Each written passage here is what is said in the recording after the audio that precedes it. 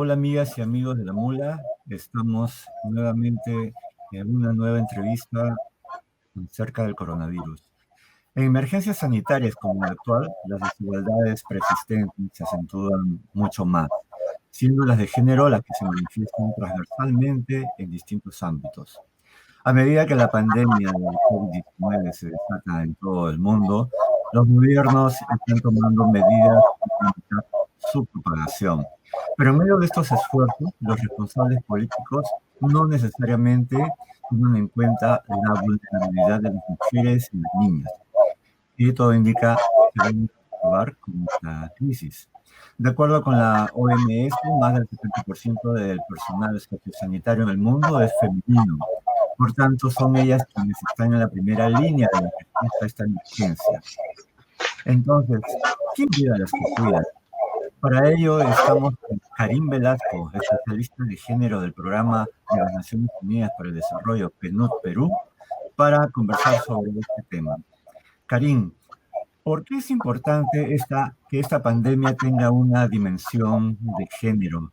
¿Cómo una mirada de género puede mitigar el daño causado por el coronavirus?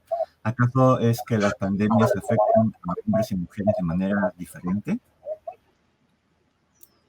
Sí, Alberto, sí, es importante considerar el enfoque de género en este contexto de pandemia que estamos viviendo, porque hay que tener en cuenta que hay efectos diferenciados tanto para hombres como para mujeres, sobre todo en este caso en la emergencia nacional que se viene dando, ¿no? Hay dos aspectos sobre los cuales el PNUD particularmente está tratando de llamar la atención, pero también de asistir al gobierno en lo que se necesite. Uno, el primer aspecto es precisamente el de apoyar o asistir a las víctimas de violencia en este contexto.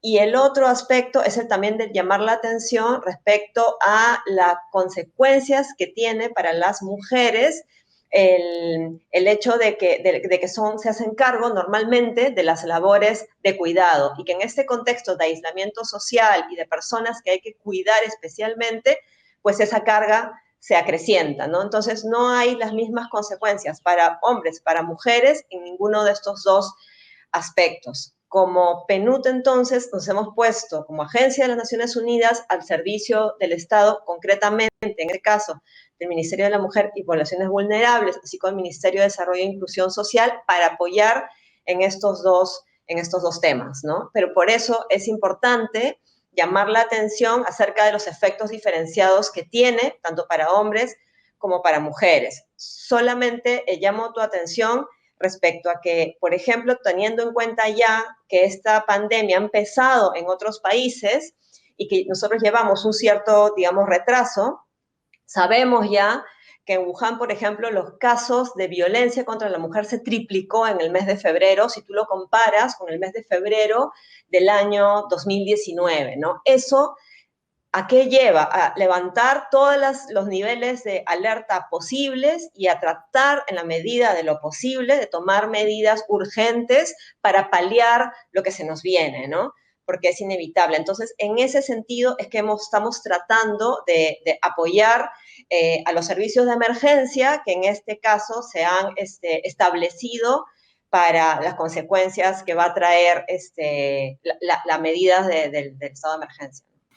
Entonces, las mujeres están expuestas, uno, a una brecha económica, que también lo es, a riesgos para su salud y a la violencia, ¿no? Entonces, políticas que sean ciegas al tema del género pueden obstaculizar la lucha contra esta enfermedad. En realidad, de lo que se trata, Alberto, es que sí, considerar, por ejemplo, que el hecho de que haya una orden, ¿no es cierto?, de aislamiento social y al mismo tiempo de restricción de salida a la calle que nos obligue a todos y a todas a quedarnos en casa, hace que muchas veces esos sentimientos que nos va a pasar a todos y a todos los afectados en este momento, de frustración, de angustia, de miedo, de estrecheces económicas también, de preocupaciones en general, exacerben los ánimos que normalmente se dan en las familias. Si a eso le añadimos el hecho de que normalmente en la gran mayoría de los casos, tanto mujeres, niñas como adolescentes son víctimas de violencia por parte en el interior de sus domicilios, de sus hogares, por parte de personas que conocen, ¿no es cierto? Entonces, eso ya nos dice que si bien es la medida necesaria que hay que tomar en este contexto, sí hay que pensar en mecanismos para tratar de abordar las consecuencias que eso va a tener, porque esta situación de confinamiento va a hacer que las relaciones de poder, que las relaciones, sobre todo si han habido antes ya episodios de violencia, por ejemplo, pues se exacerben, ¿no? Entonces, lo que tenemos que procurar es que si bien se da una medida para contrarrestar el tema sanitario, digamos, prever el tema sanitario, sí es necesario que se tenga en consideración que eso va a conllevar a poner en situación de peligro a determinadas personas y en este caso particularmente a niñas, adolescentes y mujeres. Entonces, es por eso que si bien hay servicios, por ejemplo, esenciales en el caso para víctimas de violencia funcionando, como son la línea 100 del Ministerio de la Mujer, el chat 100 del Ministerio de la Mujer, los equipos itinerantes de emergencia también que tiene la mujer y que están ahorita funcionando coordinadamente con la Policía Nacional. Sí es cierto que hay que poner un énfasis ahí y no hay que olvidar que esto va a ir creciendo y que tiene una consecuencia, ¿no? Tanto el Ministerio Público como el Poder Judicial están también al tanto de esto, tienen también sus equipos de turno, ¿no es cierto? Y equipos de emergencia constituidos, pero va a ser un aprendizaje de las siguientes semanas, ¿no? Por lo pronto, lo que nos toca ahorita a nosotros es reforzar el mensaje a las personas que se sientan en un estado de vulnerabilidad o que sientan que su integridad, su vida corre peligro, a que pidan ayuda y traten de acceder a estos canales de emergencia y que no sientan que no pueden salir a la calle por más restricción que haya. Pueden salir, en el caso incluso del horario restringido de 8 de la noche a 5 de la mañana, pueden salir a la calle y pedir ayuda a un efectivo policial o pedir que la trasladen a un lugar donde esta mujer o esta niña adolescente se sienta segura, ¿no? Entonces, sí hay que permitirnos, ¿no?, medidas diferenciadas en función al diferente impacto que tienen estas medidas dentro de las familias, ¿no? Esta cartilla que se ha hecho con el Ministerio de la Mujer y Poblaciones Vulnerables eh, co- también considera, por ejemplo, a las fuerzas policiales, fuerzas armadas. Tú has dicho que las mujeres o niñas jóvenes que se sientan violentadas, acosadas, podrían salir de sus casas en medio de esta emergencia, pero la pregunta es, ¿cómo hacer para que los agentes policiales realmente la reciban como debe ser y no haya una respuesta negativa?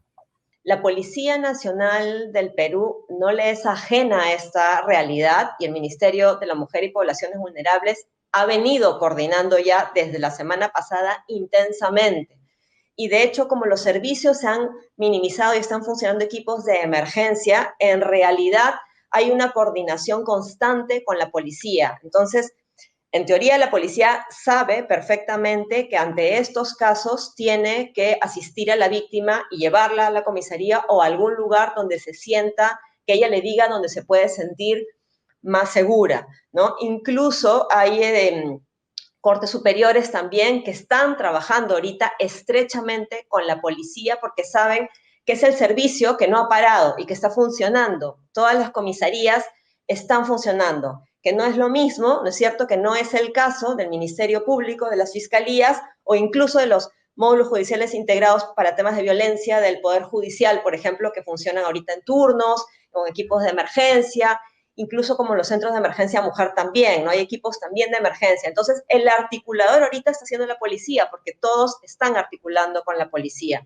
Entonces, esperemos que efectivamente haya habido una difusión dentro de los agentes del orden para que colaboremos todos en atender a estas personas que van a estar en especial estado de vulnerabilidad en estas semanas, ¿no? Ustedes que han revisado informes a nivel global, ¿qué otros riesgos hacia las mujeres han podido percibir en esta temporada que inició hace unos meses? Sí, bueno, otros riesgos, el riesgo más grande, como comentábamos, es el de la violencia, ¿no? Dado el espacio en el que nos encontramos todos y todas ahorita, ¿no? Y la violencia tiene diferentes manifestaciones, entonces no estamos hablando, por cierto, solo de una violencia física, sino también de una violencia psicológica, incluso hasta de una violencia económica y sexual, evidentemente, ¿no? Entonces, es todo un abanico, ¿no?, de escenarios que se pueden dar y que son, en tanto afectan la integridad de una persona, digamos, lo prioritario que nos llama a todos y a todas a proteger, ¿no? Pero un aspecto, evidentemente, que comentamos al inicio de esta entrevista también, es medir la consecuencia que va a tener sobre las mujeres el recargar excesivamente las labores de cuidado, ¿no? Como tú mencionaste, más del 70% del personal sanitario a nivel mundial son mujeres, ¿no? Si a eso le sumas que están ya en riesgo en sus espacios de trabajo, cuando llegan a su casa, pues tienen un riesgo también mayor. Entonces, y aparte de eso, estamos viendo también que si normalmente las mujeres trabajan como 9 horas más al día en promedio, precisamente por el tipo de trabajo doméstico y no remunerativo que se hace en casa, ahora hay una sobrecarga incluso de trabajo. Tienes a los hijos, hijas que están en casa porque no hay colegios, porque no hay universidades. Hay una labor de cuidado que está pesando en los hombros de las mujeres. Tienes también probablemente a personas adultas mayores con quienes hay que tener doblemente cuidado. Eso también afecta la labor de las mujeres. Tienes también incluso personas que pueden estar necesariamente en cuarentena ahorita. ¿Quién cuida de las personas que están en cuarentena? Normalmente también las mujeres, ¿no? Y si por ahí tienes también alguna persona o familiar en casa que contraiga el virus y que caiga enferma, ¿quién va a tener esa labor de cuidado? Pues normalmente las mujeres. Y no va a ser el mismo escenario para los hombres, porque si bien en algunas personas como tú, como yo, tenemos las facilidades de optar por el teletrabajo, sí, no es lo mismo poder trabajar desde tu casa cuando tienes ahorita toda esa sobrecarga de actividades de cuidado y que no son remunerativas y que no hay ahorita, al menos en Perú, recién se está trabajando, se espera que el ministerio saque al final del año una ley de cuidados, ¿no?, con enfoque de género, pero todavía no hay esas medidas, ¿no es cierto?, que presten esa ayuda a las personas que tienen ese exceso de labores de cuidado dentro del hogar, ¿no?, que evidentemente trae consecuencias también económicas. Tú no puedes dedicarte ni siquiera a hacer teletrabajo cuando tienes toda esa cantidad de carga de labores domésticas y de cuidado con personas con discapacidad, con niños, niñas, personas enfermas, ¿no? Evidentemente tu productividad laboral, si quieres, no es la misma que en el caso de los varones, ¿no? El teletrabajo no debería incrementar las brechas entre hombres y mujeres, ¿no? Todo lo contrario. Pero así como se puede evidenciar que las brechas podrían ahondarse, también es una oportunidad para la sociedad, pero sobre todo para los gobiernos, de buscar dentro de esta crisis, buscar de atender y quizás resolver esta brecha. ¿Hay posibilidad de ello en Perú? Sí, yo creo que sí hay posibilidades de tratar de revertir, digamos, este escenario que narrábamos hace unos segundos, ¿no? sí vemos efectivamente una oportunidad. Incluso en la cartilla que mencionabas hace un instante, que se ha trabajado con el Ministerio de la Mujer, se aprovecha también en el hecho de mencionar que a propósito de este confinamiento en el que nos encontramos, recordar que el trabajo doméstico son roles que deben ser compartidos por todos los integrantes del grupo familiar, ¿no? Entonces, también se está aprovechando esta coyuntura para recordar eso, que los roles deben ser compartidos, ¿no? El trabajo doméstico, perdón, tiene que ser compartido por los integrantes del grupo familiar. Y sí creo que hay oportunidades para hacer cosas, evidentemente. Por ejemplo, creo que podemos ver en el caso del Ministerio de Desarrollo e Inclusión Social cómo el bono que se está asignando en estos momentos, por ejemplo, está siendo repartido a las mujeres, ¿no es cierto? Entonces, es interesante ver cómo se selecciona, ¿no es cierto?, a las mujeres para que sea una suerte de cabeza de familia que se va a encargar del manejo de ese fondo que se está recibiendo para toda una familia, ¿no? Entonces creo que ha sido una buena medida. Veamos cómo resulta, recién estamos empezando, es una odisea en realidad que esperamos sea obviamente fructífera la que está realizando el MIDIS en este momento, pero por ejemplo eso es algo que nosotros compartimos y también felicitamos porque nos parece una buena manera de aprovechar esta coyuntura y tratar de reforzar efectivamente ese rol preponderante que cumplen las mujeres en el hogar y sobre todo en esta coyuntura, ¿no? Justamente hace un par de días el grupo asesor que hace el seguimiento a la Convención de Belén do Pará, que es la convención que busca erradicar todas formas de violencia, llamaba la atención precisamente en este contexto del coronavirus, llamaba la atención a los gobiernos e instaba a los gobiernos a tomar medidas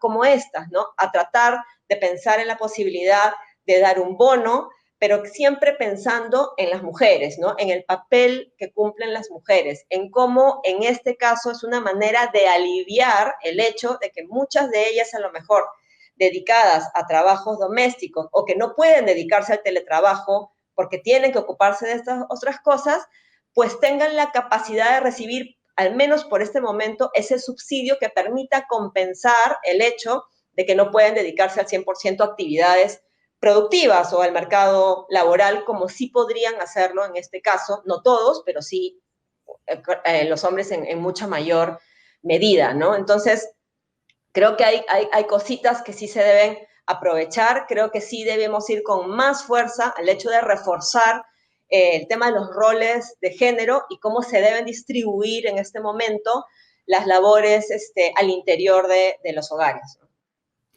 Finalmente, Karin, ver el tema del coronavirus desde un enfoque de género, desde una dimensión de género, no es algo exclusivo de las y los feministas, es algo mucho más grande que eso. Sí, efectivamente, ¿no? En este contexto no se trata de un tema de ser feminista, se trata un tema de derechos humanos, ¿no? Se trata un tema de derechos humanos y creo que todos y todas estamos llamados a comprometernos y a respetarnos también, ¿no? Es un tema de sobrevivencia en realidad y es el momento de no cruzar ideologías en realidad, sino pensar en respetar los derechos de todos y de todas, ¿no? No hay en este momento, no importa en realidad las ideologías, sino como te decía, partir de un enfoque de derechos, que respete los derechos humanos, un enfoque de género, que no pierda de vista las consecuencias diferenciadas para unos y otros, porque las hay, son objetivas como lo estamos viendo, y como te decía, ya como llevamos una suerte de semanas atrás con relación a otros países en esta pandemia, vemos ya las consecuencias diferenciadas que está teniendo. Tenemos que aprender de eso y para eso simplemente basta con tener un enfoque de derechos humanos y un enfoque de género también, ¿no? Los ciudadanos peruanos que cada noche se asoman a sus ventanas a aplaudir a todas estas personas que están cuidándonos, deberían considerar que también están aplaudiendo a esa gran cantidad de mujeres que están en la primera línea.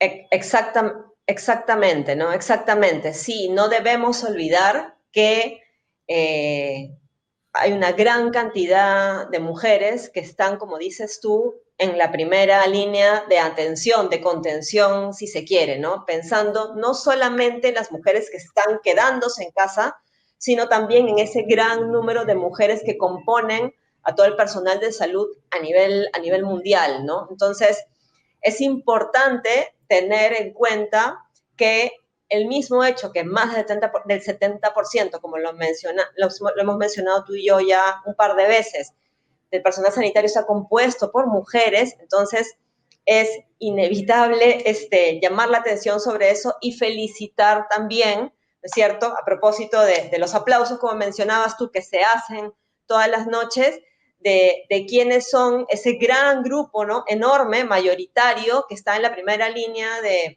contención y que es fundamental para el éxito de todos y todas al final del día y de poder salir adelante y sobre todo tomar lecciones aprendidas, ¿no? Lecciones aprendidas de esto. Probablemente en función a servicios no estábamos preparados organizarnos de una manera urgente, pero creo que esto va a servir efectivamente para en adelante hacer las correcciones o ajustes que sean necesarios, porque esto no puede parar. La protección a las mujeres no se puede detener y hay que garantizarla porque son derechos fundamentales, ¿no?